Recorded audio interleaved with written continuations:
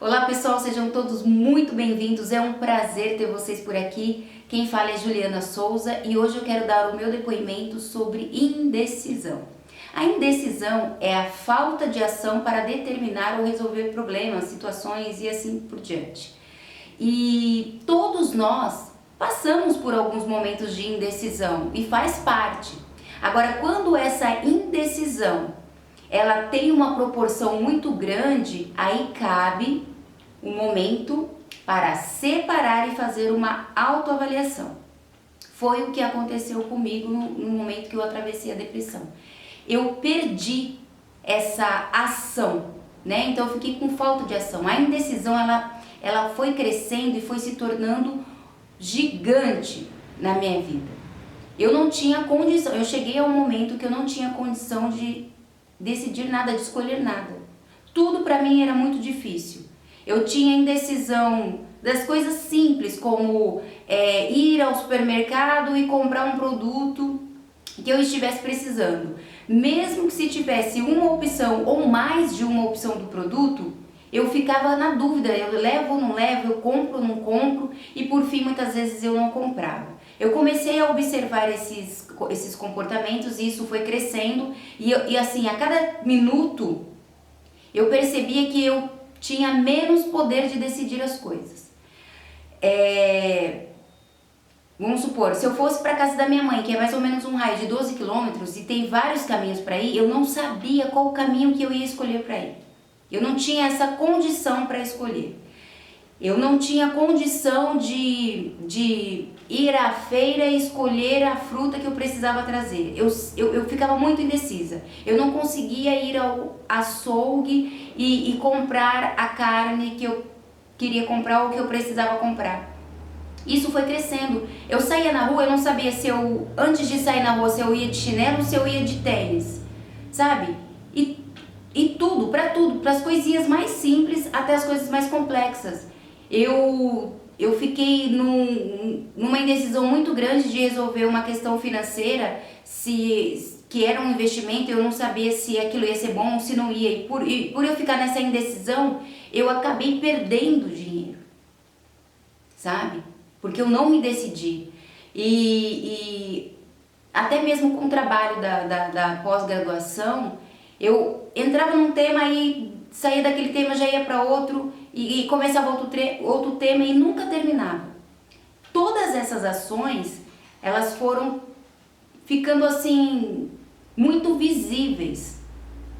E eu lembro que eu passei a perguntar tudo para o meu filho, eu passei a ser dependente dele. Então eu ficava perguntando tudo para ele, o que ele achava, o que era melhor, sabe? Eu tirei esse poder meu e sobrecarreguei ele, porque assim, além de ele já ter as próprias decisões, as próprias opiniões, as questões que ele precisa resolver na vida dele, eu ainda passei o que era meu, né? Eu passei isso para ele e acabou tornando o quê? Desencadeando o quê? Outros problemas, como discussão, porque o momento que ele não estava disponível para decidir aquilo que era para eu decidir, a gente entrava em discussão. Outra coisa, eu me tornei completamente dependente. Eu cheguei a um ponto de depender dele para fazer tudo. Para pagar uma conta, para ir no supermercado, para ir ao banco, para ir à feira, para qualquer coisa. Eu passei assim, tudo eu ficava dependendo dele. E quando ele não estava disponível, a gente entrava em conflito. Eu lembro que uma vez eu estava conversando com um amigo e eu falei assim, nossa, eu tô muito indecisa e eu não sei o que fazer. Ele virou pra mim e falou assim, não pense, age. Eu ouvi aquilo e eu gostei de ter ouvido aquilo porque de alguma forma mexeu com alguma coisa aqui dentro que eu não sei te explicar. Mas isso foi muito bom pra mim. Só que assim, eu precisava pensar. Eu precisava pensar. Por quê? Eu não podia tomar uma ação, só agir sem pensar. Eu tinha que descobrir a causa, o porquê que eu não estava conseguindo mais decidir. Gente, era uma coisa assim, bizarra, porque são coisas tão pequenas que foi onde eu consegui observar. E isso acabou realmente, depois trazendo a mim muitos esclarecimentos. Eu lembro que uma vez eu comprei pão, eu tirei todos os pães do saco, fiquei olhando os pães, decidindo, escolhendo qual que eu ia comer. Eu não decidi comer nenhum pão, voltei com os pães para o saco do pão e fiquei sem tomar café. De tão indecisa que eu estava.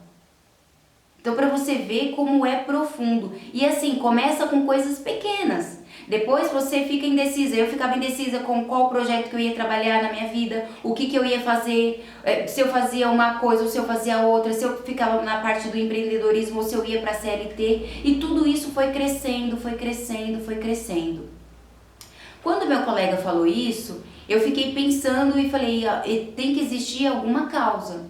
Por quê? Porque eu já estava conectada com o autoconhecimento, eu já estava conectada com outras informações de que a gente pode trabalhar o nosso subconsciente, já estava trabalhando, já estava conhecendo mais sobre reprogramação mental, então isso já estava de alguma forma acontecendo, eu precisava entender, eu precisava investigar a causa. E eu lembro que eu fiquei fazendo essas perguntas para mim. Por que eu não consigo decidir? Por que eu estou dependendo do outro? Por que eu estou dependendo do meu filho? Né? Por que eu me deixei chegar a esse ponto? Por que eu tô assim? Eu comecei a fazer vários questionamentos. E eu descobri que atrás da indecisão estava a sombra do medo. O medo de tudo. O medo do medo, o medo da crítica, o medo do prejuízo, o medo da frustração, o medo da perda, o medo da crítica. Eram tantos medos e eu precisava então eliminar o medo.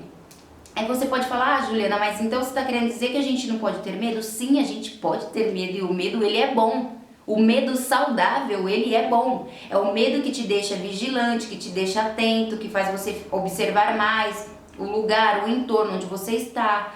Né? Quando você vai ler um material, um documento, você precisa estar mais atento para você, né, ver se você está fazendo as coisas certas, se está fluindo.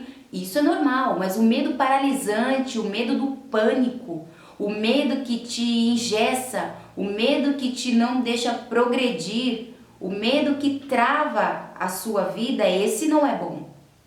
Então eu precisava eliminar esse medo. Mas como que eu ia fazer? O que eu ia fazer para eliminar esse medo? Foi onde veio uma frase na minha mente que diz assim, eu escolho tudo o que é melhor para mim. Eu comecei a trabalhar essa frase dentro da minha mente e repetir várias vezes. É a chave, sabe? A chave virou.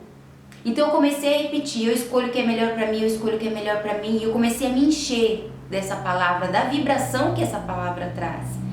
E eu comecei a me conectar com aquilo que é o melhor para mim. Então, quando eu chegava no mercado, eu já estava mais decidida para escolher o produto.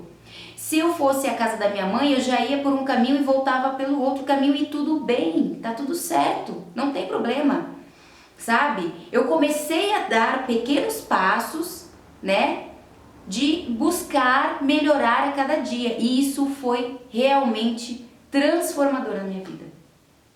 Eu tomei o meu poder de ação, o meu poder de decidir, o meu poder de resolver, de determinar as coisas que cabe a mim resolver.